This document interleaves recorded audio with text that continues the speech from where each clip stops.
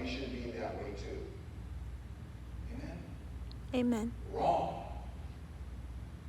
It's the conduct of how we should be as Christians to all men.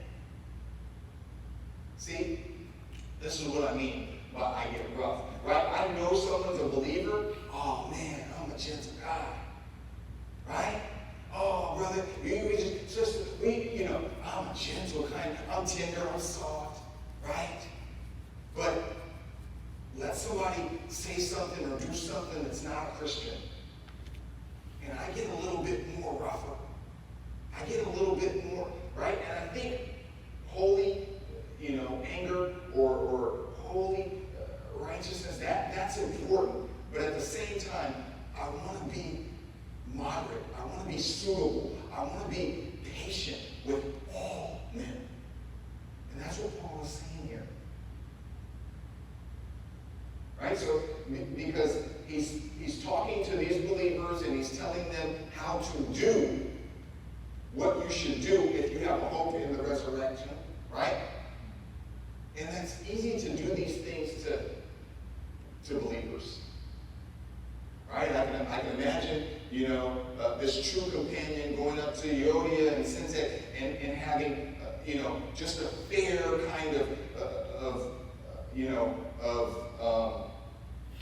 just influence, or that's a bad word, just a fair kind of tolerance for both of them because they're believers, right? They were fellow workers in the gospel with Paul. But how do we handle non-believers? Or how do we handle people that are believers that we don't want to be gentle with? I think it's inclusive, right? It doesn't specify anything except for all men.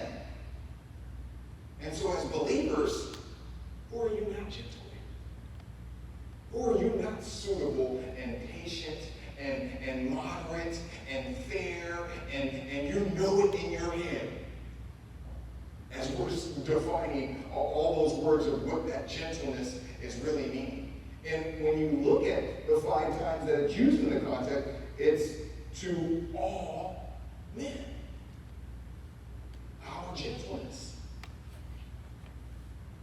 gentleness needs to be for everyone. Not just who we choose to place that gentleness on.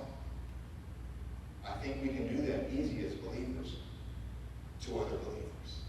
Amen. But I think that the understanding is we should be doing the same thing that we're doing with believers, with non-believers, in our attitude, in how we receive them.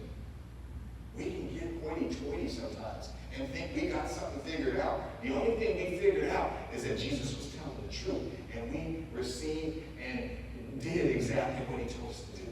That's it.